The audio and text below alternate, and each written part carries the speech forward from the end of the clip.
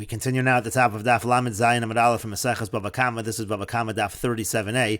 And the previous Amud the Gemara had said that Anon Niyad Aniyim Anon, that we, meaning like the Gabbai Tzedakah, we are like the hands of the Aniyim, of the poor. We can be Zocha on their behalf. And the Gemara now brings a proof to that from a statement from Rabbi Yehuda Amar Shmuel, that when it comes to orphans, Ein Srichen Pruzbul, they don't need Pruzbul. Rashi explains, Ein Srichen Pruzbul, Debelav Hachi Lo Meshamit Shvius L'chov Shalahan. The point is that even without a Pruzbul, Shvius, the Shemitah year, will not cancel their loans. The Anon Yodayu Diyasmi Anon, the same idea that we are like the hands of the orphans, just like we are the hands of the poor. V'rami Alon Lahafuchi B'Zuchasayu, it's our responsibility to do things to help them. Hilkach, therefore, Shtaros Shalahen Kimisurim LeBezdin Dami. Their shtaros, it's as if they already have been given over to Bezdin. Utznan, we learned in the Mishnah, Hamoser Shtaros of LeBezdin, that the rule is once a person gives his documents over to Bezdin, Ein Mashmitin, so Shemitah does not cancel the loan.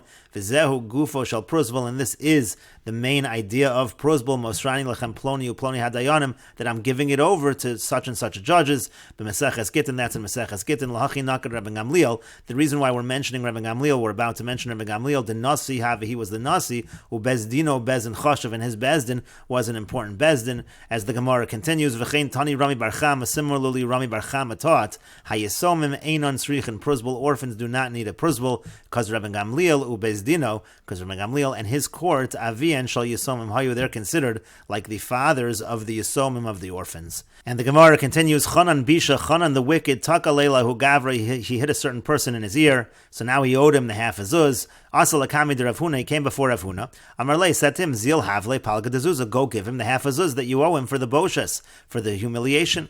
Havale Zuzah Maka, so he had a zuz that was rubbed out, as Rashi says, Zuzah Maka Pechusa Tzurasu, you couldn't see the image so well. Boy Lemeis V'le Mine, Palga de Zuzah, he wanted to give from this one zuz, he wanted to give this person a half a zuz. Lahavim Ishtakale, but he wasn't able to find anyone where he could spend this zuz or get change for this zuz to get a half a zuz. So instead, Takale Achrina, so instead, Chanan Bisha, Chanan the wicked, hit the person a second time, V'yahavin Nehile, and then he gave it to him the entire zuz. And the Gemara continues with the Mishnah, Shor Shehu Muad Lamino Ve'eno Muad L'She'eno Mino. If you have a shor that is a muad for its own species, but it's not a muad for others, Muad La'adam, or let's say it's a muad that it's going to gore a person, Ve'eno Muad L'Behema, but it's not a muad that it's going to gore another animal, or a muad L'Katanim, it's a muad that it's going to gore smaller kinds of animals, Ve'eno Muad L'Gedolim, but it's not a muad for larger animals, as Shehu Muad Lo Meshalem Nezek Shalim. The rule is, any animal that it's a muad for, you pay Nezek Shalim, as She'eno Muad Lo, but any animal or any person that it's not a muad for, Meshalim Chatzi Nezek, so then you pay Chatzi Nezek. Amru Lefnei Rabbi Yehuda, they said before Rabbi Yehuda, Hareza muad l'shabbosos v'eino muad l'chol. What if you have a case where you have an animal that's a muad on Shabbos but not a muad on weekdays? Amar Lemi said to them, l'shabbosos meshalim nezek shalim. On Shabbos, if it happens, you pay nezek shalim. L'yimos achol meshalim chatzi nezek. And if it's a weekday, pays chatzi nezek. And the Mishnah finishes, Eimosai tam, such an animal, when can it become a tam again? Mishayachzer bo, gimel yemei Shabbosos. If there's three Shabboses, where again it sees a shore and it doesn't gore, so then it actually goes back, since it did not gore, it goes back from being a muad to being a tam. And Rashi explains, lekatana means to say small animals like lagolim, like calves. Harehu muad l'Shabbosos, it's a muad for Shabbos. Lefishu badal mimalacha v'zacha daito olav. The point over here is, there is a logic to it on Shabbos, the animal is not working, so therefore it can become a muad, it will gore at that time. V'eino muad li'mos achol, and let's say it's not a muad for the weekdays. Ma mishpato shalzeh, what's going to be the law over here? Talmidav hayu shoel. So this was a question that the students asked Rabbi Yehuda. Gimel yemei Shabbosos, and the way that it can revert back to being a tam is if it's three Shabboses. La'achar shuad l'Shabbosos haviru l'fanav shvarim begimel Shabbosos. If they bring other oxen in front of it on three other Shabboses, v'lo nagach, and it doesn't gore, chazar l'tamusa, goes back to being a tam. V'im chazar v'nagach and meshalim l'chatzi nezek. At that point, if it goes ahead and does it again, it's back to being a tam. It's only going to pay chatzi nezek. And the Gemara says, Itmar, it was stated the following, Machlokas Amoroim, Rav Zvid Amar, Rav Zvid says, Ve'eno muad. Tanan, the way to read the Mishnah is Ve'eno muad, meaning it's a muad for its species, and it is not a muad for those animals that are not its species. Rav Papa says, Eino muad. Tanan, you read it without a vav, Eino muad to those animals that are not its species. Rashi explains, ve'eino muad, according to Rav Zavid, and it's not a muad, meaning ve'ein muad l'she'eino mino, it's not a muad to those that are not from its min. Diadinon bei de lo nagach, meaning to say, according to Rav Zavid, the Mishnah is saying we know that it doesn't gore animals of other species. The case would be that they actually had other animals pass in front of it, velo nagach, and it didn't gore. Hilkach lemisha eino muad lo, therefore to an animal that it's not a muad to, im nagchu achar zman, if it does gore such an animal after some time, mishalim chatzi nezek, the amount will be chatzi nezek. Avol mistama, but the point of Rav Zavid is that mistama, if you don't do this test by passing these other animals in front of the shore, so we say mistamim muad lazeh, muad af lazeh, that if it is a muad for its own species, it's going to be a muad for others as well. V'cheinim muad lekatanim, muad legadolim, the same thing by smaller animals and bigger animals. Normally you will assume if it's a muad for katanim, it is a muad for gadolim, unless you do this test according to Rav Zavid, where you pass these other animals in front of the shore and it does not gore. And Rav Papa says, no, eino muad means essentially automatically we say, mistama we say that it is only a muad for what it is muad for, it is not a muad for other kinds of animals. And the Gemara now explains, Rav Zavid Amar ve'eino muad tanan. Rav Zavid says the way to learn the Mishnah is ve'eino muad, meaning again, hastama have a muad, but stam, meaning our general assumption will be that once it's a muad for its own species, it's a muad for all species. Once it's a muad for katanim, it's automatically a muad for gadolim, unless you know otherwise. Rav Papa Amar, but Rav Papa says, no, eino muad tanan. It means automatically it's not considered a muad for other kinds of animals. The stam lo have a muad, because min hastam, we don't just assume that it's a muad, we assume it's only a muad for what we know, and not a muad for other kinds of animals. And the Gemara continues and explains, Rav Zavid daik mi sefer, Rav Zavid makes his inference from the end of the Mishnah, and Rav Papa daik me reisha, Rav Papa makes his inference from the beginning of the Mishnah. Rav Zavid daik mi sefer, Rav Zavid makes his inference from the end of the Mishnah. To Katani, because what does it say at the end of the Mishnah? It says, muad lekatanim ve'eino muad legadolim. It says that you have an animal that's a muad for smaller animals, but it's not a muad for larger animals. So iyamrit bishlama ve'eino muad katani, if you're going to say that the way to read it is with a vav, and it's not a muad for gadolim, that means to say hastame have a muad. That means to say if we don't know anything, if we don't know otherwise, we do assume that if it's a muad for katanim, it's also a muad for gadolim. That would be a chiddush. Hakamash malan, that the Mishnah is teaching us a chiddush. Te'afilu mikatanim legadolim, that even though all we've seen is that it gores smaller animals, but still the automatic assumption is that for gadolim also, nami mistama have a muad, that it's a mistama, a muad for gadolim also, even though those are larger animals. Elo iyamrit eino muad katani. But if you're going to say that what the Mishnah means is eino muad, meaning it's not a muad, stama lo have a muad, that automatically we assume it's not going to be a muad.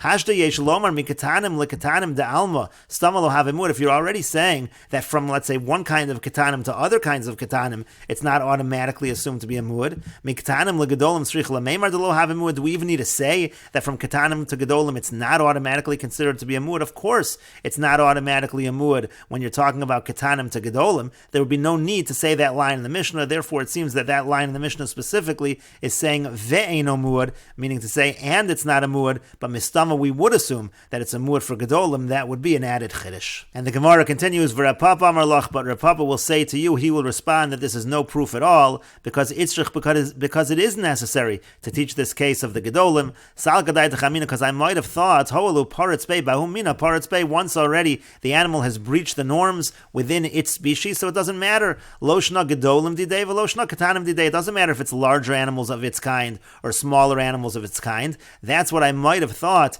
and therefore I would have thought that it's automatically a muad for the larger animals. Kamash malan de lo have a muad. So therefore it is necessary for the Mishnah to teach that it's not automatically a muad for the larger animals of its own species. And the Gemara continues, Rav Papa daik mereisha, Rav Papa makes his inference from the beginning of the Mishnah to Katani, because what does it say at the beginning of the Mishnah? It says, muad la'adam eino muad lebehema. It says that if you have an animal that's a muad for a person, that doesn't mean that it's a muad for an animal. So iyamrit bishlama eino muad tanan. So if you're going to say correctly that it means automatically it's not a muad for behema, so then stam lo have a muad. We're saying that stam, automatically we don't assume it's a muad for a behema. Hakamash v'lan, it's coming to teach us that afilu me'adam lebehema, that even when you're talking about from a person to an animal, na mistama lo have a muad. We don't automatically assume it's a muad. We say just because an animal is a muad la'adam, that does not mean that it's a muad for a behema. But if you're going to say that the way to understand the Mishnah is with a vav, and it's not a muad for a behema, hastama have a muad, that would mean to say that generally speaking, if you have a muad la'adam, it is automatically a muad to a behema. Hashta yesh lomar mi behema lebehema stama have a muad. If we've already said that from an animal to another kind of an animal, min hastam, we automatically assume it's a muad. Me adam lebehema tzrich lemeimar to have a muad. Do you need to tell us that from a person to an animal that it's automatically a muad? Of course, it is automatically a muad going from a person to an animal, and therefore it is a proof, says Reb Papa, that it must be we're talking about eino muad tanan, that automatically it is not a muad. That's what the Mishnah means to say. And the Gemara continues, Rav Zvid Amar Lach, but Rav Zvid, he will say to you, he will respond, Reisha achazarakai, that this Reisha that Rav Papa is bringing a proof from, the line of Muad la'adam, Eino Muad la'behema, that's actually talking about Chazar, an animal that is going back from being a Muad to being a Tam, meaning to say as follows, it could go into have a Muad la'adam, Muad la'behema, meaning let's say you had an animal that was a Muad for both, it was a Muad for an Adam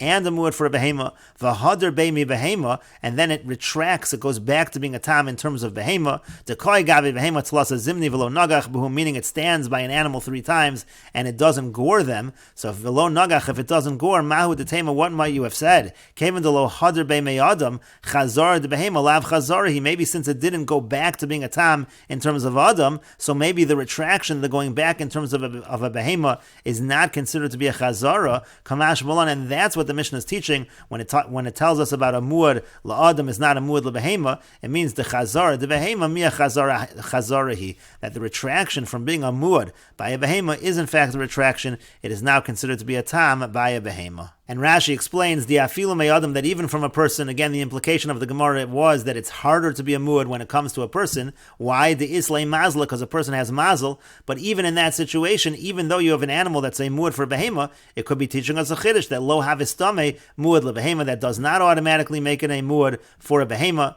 And then the Gemara said further on, Reisha achazara koi, according to Rav Zvid, you can understand the beginning of the Mishnah that's talking about chazara, that's talking about when it retracts from being a muad, v'higufa itzrich, and that's necessary, da behema lo meshalem elachatzi nezek, to say that if it retracted from being a muad by behema, you only pay chatzi nezek, v'afagav diyayla, even though it was a muad for behema, hoel v'hadr be chazar l'tamu, so since it went back, it becomes a tam again, v'afagav de lo hadr be me'adim, even though it didn't go back from being a muad for a person. And the Gemara continues, Meisvei, we have a question from a Bryce on the opinion of Rav Zvid. Again, Rav Zvid said that if you have an animal that's muad for an Adam, it's automatically a muad for a behema. The Bryce says, Sumchas Omer, Sumchas says, muad la'adam, muad la'behema. If an animal is a muad for an Adam, it is a muad for a behema. Mikal v'chomer, we make the following kal v'chomer. Umal la'adam, muad la'behema lo kol shekain. If it's a muad for an Adam, certainly it should be a muad for a behema. And that's the opinion of Sumchas, Mechlal de Tana Kamma, ain't no muad kamer. That sounds like the Tana Kamma would disagree and say it's not automatically a muad for a behema, and therefore that's a question on Rav Zvid. And the Gemara says, Amar Lach Rav Zvid. Rav Zvid will respond to you, Sumchas achazara koi. Sumchas is not talking about becoming a muad. He's actually talking about retracting from being a muad, as follows, V'achi kamer le'la Tana Kamma. This is what Sumchas is saying to the Tana Kamma.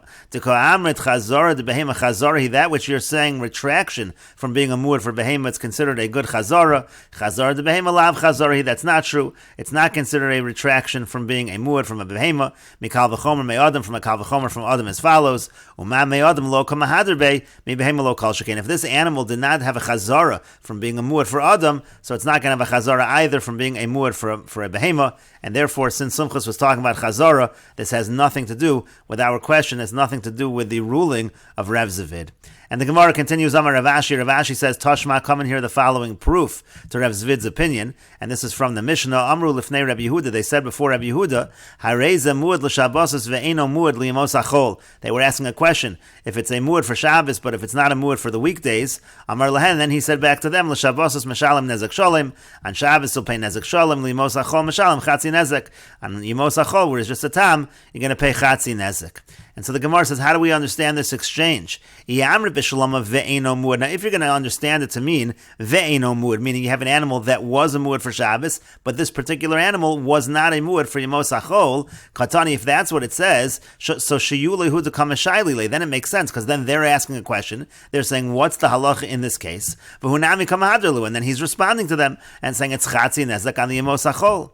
Elo iyamrid eino muad Katani, but if we're going to say that what they're saying is that if it's a muad for Shabbos, it's not automatically a muad liyamos achol, meaning to say they're essentially issuing a ruling. So agmuri hu dekam negamri, so then they're actually teaching him the halacha. V'su'ihu mai kam hadrelu, and further, what's he responding to them? That whole exchange doesn't make sense. So it's a proof to Reb Zavid that really what's going on over here is they are saying you have an animal that's a muad for Shabbos and it is not a muad liyamos achol. They're not making a psak halacha that it's automatically not a muad liyamos achol. They're saying the case is that it's not a muad liyamos achol. An automatic situation, maybe we would say that it's considered to be a muad liyamos achol. And so again, it seems to be a proof to Reb Zavid. And the Gemara continues, Amar Rav Yanai says, May Reisha Nami Deka, we can infer from the Reisha of the Mishnah as well, like Rav Zavid, to Katani, because it says in the Reisha of the Mishnah, as Shemuad lo Mashalim Nezek Shalim, that which it's a muad to, it pays Nezek Shalim. Ve'as Sheino Muad lo Mashalim Chatzi Nezek, and that which it is not a muad to, it pays Chatzi Nezek. And so the Gemara says, if you say correctly that what the Mishnah means is, and it is not a muad too, so then Perusha Kamefarshla, then what's going on over here is the Mishnah is explaining things.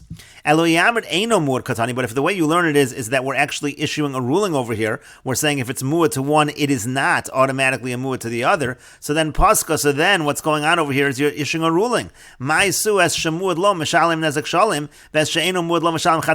you go further and then say to the muad you pay nezek shalim, and that which it's not a muad to, you pay chatzi nezek? That we already know. You're essentially issuing the ruling that it's a muad to this, not a muad to that. Ad hashta lo hashminan, do we not know? And until now, we haven't heard the hatam mishalim chatzi nezek, umuad mishalim nezek shalim, that a tam pays chatzi nezek and a muad pays nezek shalim. We already know that a tam pays chatzi nezek. We know that a muad pays nezek shalim. So if what's happening in the Mishnah is issuing a ruling and saying it is a muad to that, but it's not a muad to that, so then essentially you've already ruled it's a muad and it's a tam. We already know what a muad pays, we know what a tam pays. So it wouldn't make sense for the Mishnah to go further.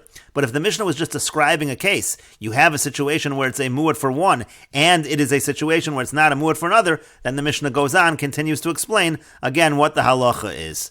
And the Gemara continues, V'imtim Solomar Nami Isal Rav Papa. The Gemara notes, even if we hold like Rav Papa, again, Rav Papa says that if it's a muad for one, it's not automatically a muad for the other, but still, Nagach Shor Chamor V'Gamal, if it gores an ox and a donkey and a camel, at that point in time, even Rav Papa would admit, Nasa Muad Lakol, it now becomes a muad for all animals.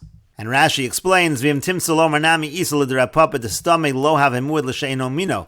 If we're going to say that Rav Papa is correct, that min hastam, we do not assume that the animal is a muad to something that's not its species, meaning if it's a muad to its species, it's not automatically a muad to not its species. But nagach shor v'chamor v'gamal, but if it gores an ox and a donkey and a camel, nasa muad lakol, it becomes a muad for everything. V'lo ba'inon gimel negichos l'chol chad v'chad. We don't require 3 gorings for each one of those. Me'achar sheneskaim hadaso al yedei gimel minim. Since it became a muad through 3 different species, that is enough to become a muad lakol.